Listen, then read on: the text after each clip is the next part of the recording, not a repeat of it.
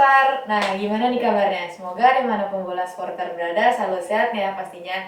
Nah, balik lagi nih sama aku Uti, reporter dari Bola Sport. Nah, seperti yang Bola Sporter lihat nih, sekarang aku nggak sendirian ya. Sekarang aku lagi bersama Om Indro dari komunitas paguyuban supporter Timnas Indonesia dan Mas Andi nih dari community officer-nya Bola Sport. Nah, sebelum kita mulai nih ya bincang-bincang pembahasannya nih Bola Sporter, alangkah lebih baiknya kita berdoa dulu ya buat uh, teman-teman kita yang udah mendahului kita nih di atas insiden di Stadion Kanjuruhan Malang ya. Nah, kita mulai berdoa menurut agama dan kepercayaan masing-masing. Berdoa dimulai.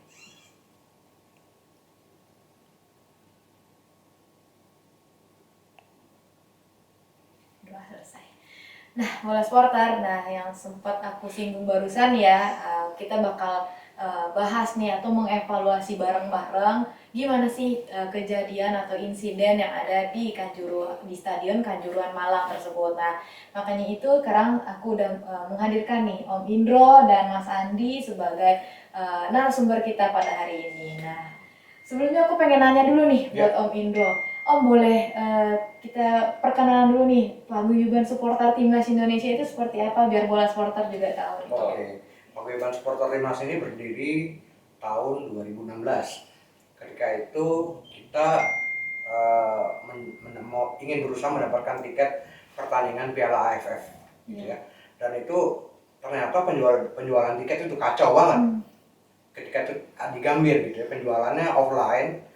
Kita udah ngantri dari malam hari gitu ya, pas pagi itu rusuh. Yang datang pagi bisa ngantri duluan, nah itu yang akhirnya kita nggak dapat tiket.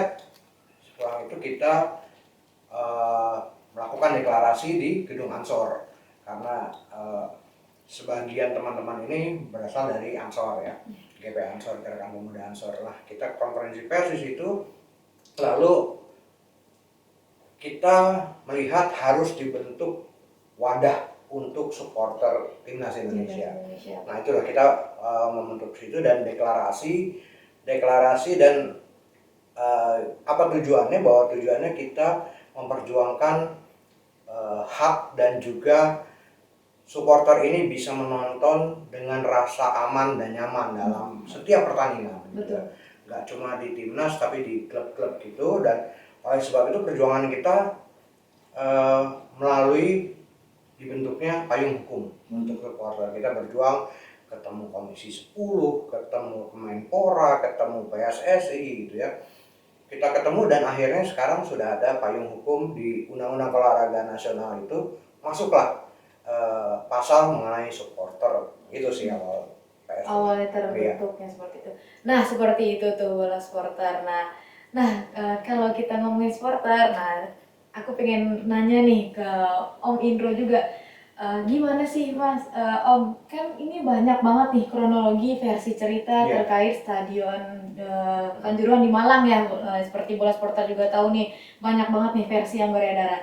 Nah, kalau dari kacamata Om sebagai supporter nih, emang gimana sih Om ceritanya? Soalnya kan belum sampai saat sekarang nih belum ada nih kronologi pasti, baik dari pemerintah maupun dari supporter sendiri, belum ada nih kronologi pastinya. Tapi yang sejauh mana sih Om tahu tentang kejadian tersebut? Iya, kejadiannya di sana memang berawal dari ada beberapa supporter yang masuk ke lapangan gitu ya. Orang mengatakan bahwa itu salah supporter. Oke, itu salah, tapi itu menyebabkan kematian? Enggak. Iya, gitu. betul sekali. Itu yang kita tidak sepakat kalau supporter disalahkan dan dianggap sebagai penyebab kematian. Betul. Gitu loh. Bahwa kami melihat ini ada miskoordinasi yang dilakukan oleh panitia pelaksana, aparat keamanan, PT LIB, demikian juga dengan PSSI gitu ya. Ini koordinasinya seperti apa? Apakah mereka statuta FIFA itu dikoordinasikan dengan pihak aparat keamanan, dalam hal ini kepolisian? Karena kalau di luar negeri sebenarnya bukan yang jaga di lapangan itu bukan kepolisian, bukan aparat yang jaga, itu steward swasta gitu ya. Kalau di Indonesia karena belum ada, mungkin masih menggunakan jasa dari pihak kepolisian. Nah, tapi apakah disosialisasikan tentang statuta itu? Kalau disosialisasikan berarti kan ketika polisi datang masuk ke stadion bawa gas air mata itu udah dilarang harusnya. Betul. Pak, jangan dong bawa gas air mata karena nanti akan menyebabkan ini gitu. Karena kan statuta FIBA itu berkaca pada peristiwa misalnya di Peru. Ini yang mirip gitu, apple to apple dengan kejadian di Kanjuruhan gitu kan. So, apple to apple di Peru meninggal 300-an lebih. Nah, karena ada kejadian-kejadian seperti Peru, FIFA secara detail menerapkan statuta. Harusnya dengan melihat itu, ini adalah pembelajaran juga buat kepolisian agar membedakan menghadapi massa di luar stadion dengan di dalam stadion. Betul. Karena kan di dalam stadion gas air mata ya orang panik, lari-larian, terus ada lagi yang pintunya kekunci katanya, lampu mati, udah ya itu akhirnya ada yang kinjek-kinjek, ada yang udah chaos gitu, dan kepanikan itu menyebabkan banyaknya korban jiwa di Kanjuruhan gitu. Betul. Kalau yang aku tarik nih dari cerita Om Indro tadi, berarti semua pihak itu ada turut andil dalamnya, tapi tentunya untuk menyebabkan meninggal tidak 100% kesalahan supporter, seperti itu ya. Nah, kalau yang aku kutip juga nih dari omongan BPBD Jawa Timur, itu emang keadaan itu makin ricuh saat polisi menembakkan gas air mata, seperti itu ya Om. Nah, tapi polisi menembakkan gas air mata itu akibat adanya lemparan benda ke dalam stadion. Nah, itu tanggapannya seperti apa tuh Om? Sebenarnya gini loh, ada seminggu sebelum kejadian Kanjuruhan itu ada pertandingan Persebaya lawan Rans kalau nggak salah di Deltras Sidoarjo.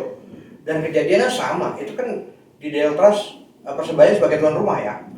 Persebaya sebagai tuan rumah, kejadian sama juga bahwa Persebaya kalah gitu kan.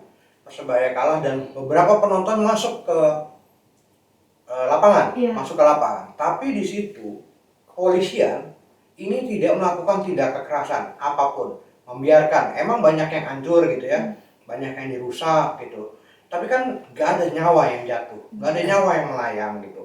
Ini akhirnya Persebaya dihukum 170 juta rupiah untuk mengganti kerusakan. Itu sebenarnya yang diharapkan kejadian sikap dari polisi ini tidak menggunakan kekerasan dan tidak melepaskan gas air mata sehingga korban pun tidak jatuh gitu. Kerusakan material gitu ya, fasilitas, oke lah itu masih bisa digantikan. Tapi kan kalau nyawa udah nggak bisa digantikan, gitu loh. Ini yang membedakan. Mungkin karena juga waktu di Deltras pertandingannya siang gitu ya, siang bukan malam. Mungkin aparatnya belum capek, ya, belum suntuk. Jadinya ya udahlah, lepas aja gitu. Banyak faktor ya. Iya gitu ya. Nah kejadian kalau yang di Kanjuruhan ini berbeda, pertandingan udah malam dan udah lebih dari jam 10 malam, semua udah capek gitu. Sebenarnya pemain juga banyak yang melayangkan protes juga ya terkait jam malam pertandingan bola tersebut ya. Efeknya apa ya? Kalau misalnya efek apa yang terlalu berdampak kalau misalnya pertandingan itu siang atau malam? Mungkin masih banyak nih orang-orang yang belum tahu perbedaan antara kalau pertandingan itu dekat siang atau malam di Indonesia. Ya, untuk pemain sendiri ini staminanya tentunya akan terkuras karena paginya tentunya dia akan mulai latihan lagi gitu kan. Ketika selesai jam 10 dia mandi-mandi dan pulang ke misalnya ke base camp. Kalau yang away tentunya pulang ke home gitu kan, mandi-mandi, mereka baru bisa tidur di atas jam 12. Dan paginya harus sudah latihan lagi. Itu bagi pemain. Apakah fisiknya terkuras atau tenaganya terkuras? Itu kan pasti kan ketika kurang tidur apa-apa gitu. Terus bagi aparat keamanan, penjagaan itu otomatis walaupun pertandingannya jam 8 itu dari siang mereka udah siap, udah steady, betul. Udah steady. Dan itu kan juga menguras tenaga mereka. Ketika orang terkuras tenaganya, tentunya secara psikologis akan terganggu. Dikit-dikit mungkin bisa marah, gitu loh. Gitu ketika tensinya gitu. Dan kejadian juga di Kanjuruhan kan udah malam, udah makin malam, ya mungkin ada provokasi, bukan provokasi, maksudnya ledek-ledekan gitu, orang ledek dia marah, panas, akhirnya menembakkan gas air mata. Untuk supporter sendiri, pertama juga udah capek juga, mungkin diantri dari jam 6 jam 7 gitu kan, udah ngantri, capek. Udah gitu untuk pulang sendiri mereka juga masih mikir, apalagi mereka nggak bawa kendaraan pribadi kan. Mereka mikir, pulang naik apa ya gitu. Kendaraan umum masih ada nggak ya? Gitu. Oh, Iya kan? faktor-faktor psikologis itu Iya, ada jadi ya. banyak sekali faktor-faktor psikologis ketika kita bermain malam. Itu udah dipikirin nggak gitu? Oh. Kayak orang kemarin bilang yang saya bukan membela PSSI dalam menentukan JIS atau tempat lain, ya. JIS, Apa? Jakarta International Stadium gitu ya. Tapi saya kerja kebetulan di depan JIS, tiap harinya di depan JIS. Itu saya tahu persis bahwa parkiran kurang, transportasi umum kurang gitu ya.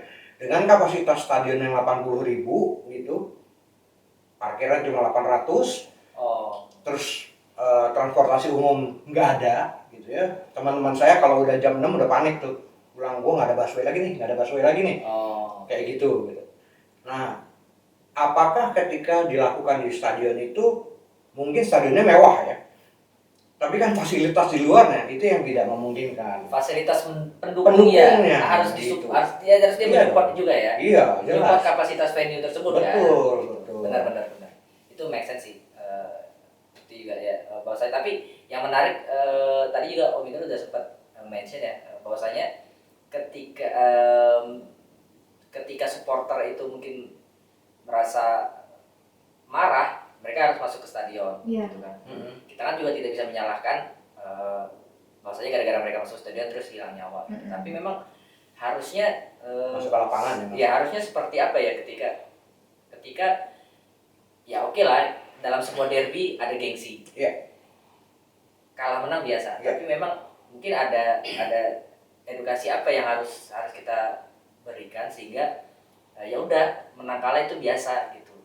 Kan nggak mungkin kan kita harus berdamai dulu dengan supporter lain setelah ada kejadian ini. Nggak mungkin dong. Iya.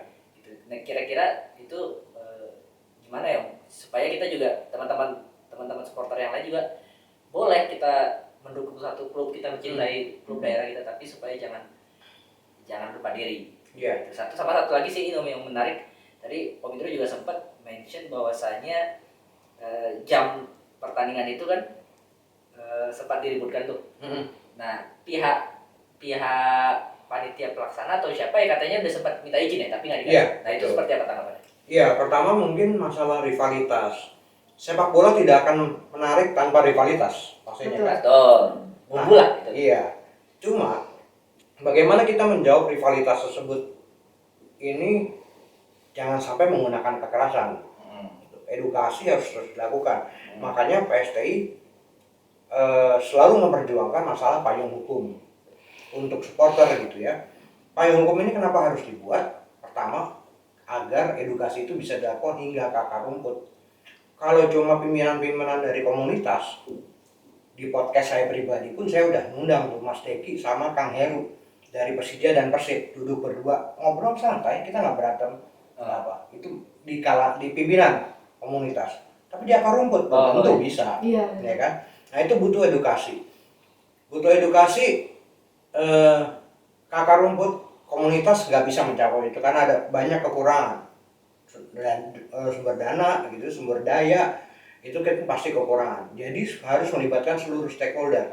Makanya payung hukum ini bisa memaksa seluruh stakeholder untuk melakukan edukasi itu, termasuk juga perusahaan-perusahaan yang selama ini mengambil keuntungan dong dari sepak bola. Ambil dia jualan merchandise, untung, tapi lo diam-diam aja ketika ada rivalitas yang menuju kekerasan dan ada kekisruhan yang disalahin supporter. Harus mengambil peran lah ya. Iya loh, itu ikut membiayai kayak gitu kan untuk edukasi itu gitu. Nah itu yang harus dilakukan. Edukasi ini agar di seluruh supporter ada satu pemikiran bahwa ada hal yang lebih besar dari rivalitas ataupun dari sepak bola itu sendiri. Sepakat. Yaitu kemanusiaan. Sepakat. Nah itu sih. Nah untuk yang kedua tadi sorry apa? Yang katanya panitia sudah yang tadinya udah di request nih Mm-mm. untuk minta pihak aparat keamanan, Iya. polisian ya minta jamnya dimajukan ke jadi ya Iya. Nah itu dia. Ini sepak bola bukan hanya sekedar ngambil keuntungannya aja dong. Betul. Jadi jangan cuma cuannya aja ketika stasiun televisi request mainnya malam dong biar nggak tabrakan sama sinetron, nggak bisa Iya. juga gitu. betul. Harus juga disesuaikan dengan tadi yang masalah-masalah tadi kan banyak sekali yang Pemain seperti itu ya. pemain, supporter, aparat keamanan sendiri psikologisnya seperti apa. Soalnya yang turun langsung ke lapangan mereka. Iya betul, dan itu yang harus menjadi perhatian. Nggak bisa juga ya oke lah gue nurut sama Iya. hak siar Iya. gitu, jam tayang nurut sama itu, sementara yang lainnya faktor psikologi segala diabaikan. Nggak bisa kayak gitu. Oh gitu. Baik. Nah Om, yang kayak udah Om singgung juga nih sebelumnya ya terkait kapasitas stadion ya Om. Kan sebenarnya itu kapasitas Kanjuruhan itu sebenarnya cuma 38.000 kan, tapi malah tiketnya dijual sebanyak 42.000 Om.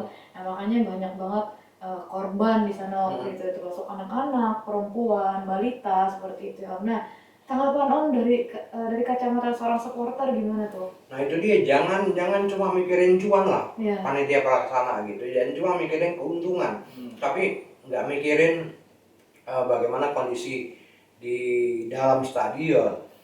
Lalu kalau misalnya udah menjual 42.000, bagaimana juga dengan pengamanannya? Apakah sesuai dengan menghadapi 42.000 itu kan, berapa aparat yang dibutuhkan atau berapa steward yang dibutuhkan? Ini harus menjadi perhatian. Apalagi kita masih masa pandemi. Iya betul. Gitu kan, masih masa pandemi, harusnya 75% dari kapasitas stadion. Kenapa itu nggak dipikirkan juga? Padahal masih PPKM level 1 ya. Betul, ketika nanti COVID-nya tahunnya berkembang, sepak bola lagi yang disalahin gitu kan. Betul. Ini dia, ini yang harus semua dipikirkan. Kita harus kedepannya harus memperbaiki semua itu gitu. Betul, berarti semuanya yang Iya. harus Tapi Om berbicara semua yang harus diperbaiki itu kata Om, yang paling urgent itu apa yang harus diperbaiki itu? Yang paling urgent adalah bagaimana panitia pelaksana sendiri.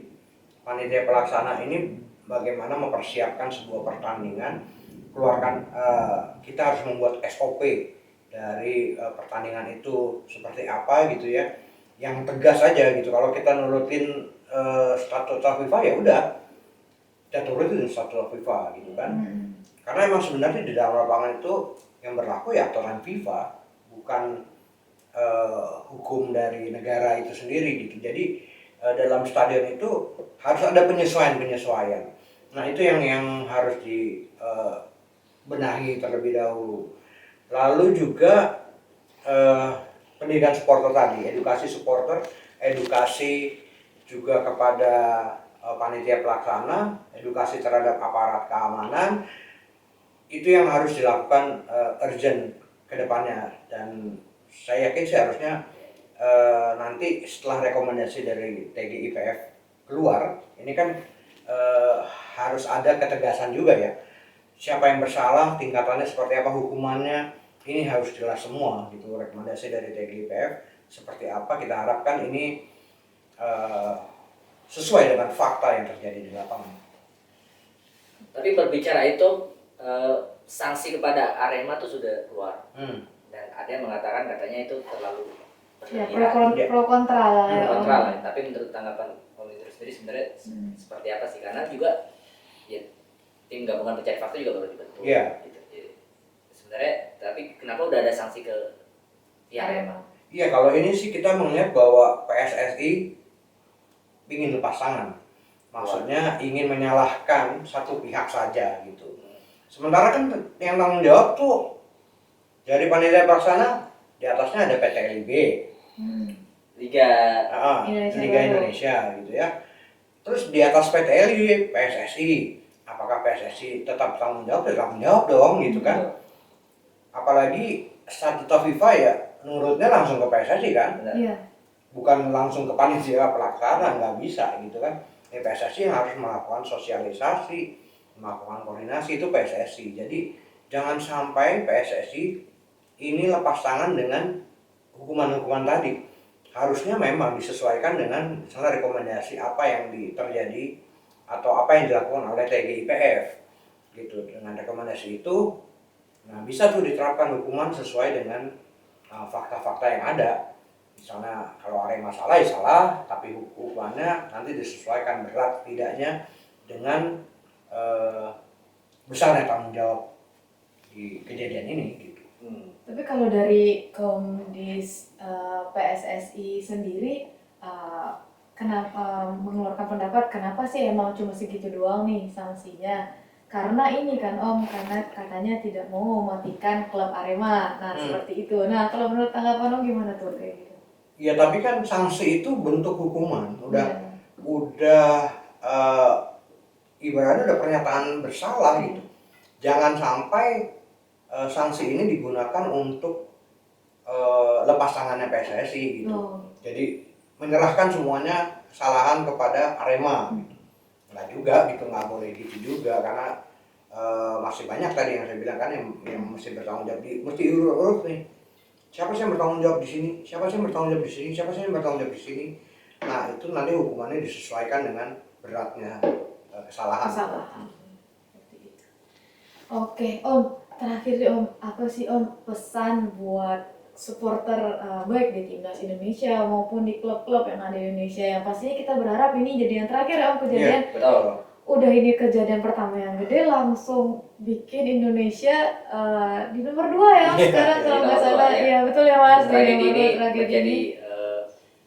tragedi paling buruk di sepak bola nomor 2 Iya. dunia. Walaupun sebenarnya jumlah korban itu masih belum ada yang pasti ya. Iya. Ada yang 130-an. Iya, ada 170 dan sebagainya seperti itu. Nah, tapi yang paling penting banget nih Om, apa sih pesan buat supporter Indonesia nih, biar ini kejadiannya cukup terakhir nih sampai di sini. Oke, kalau untuk supporter, saya berharap supporter harus menjaga sportivitas. Bahwa kalah menang itu biasa dalam sebuah pertandingan. Lalu yang kedua juga samakan pikiran kita bahwa ada hal yang lebih besar dari rivalitas ataupun dari sepak bola, yaitu kemanusiaan. Satu nyawa ini lebih berharga dari sepak bola. Betul. Gitu. Apapun itu gitu. Nah, itu untuk supporter. Lalu untuk seluruh stakeholder, ayo kita bareng-bareng bentuk atau rumuskan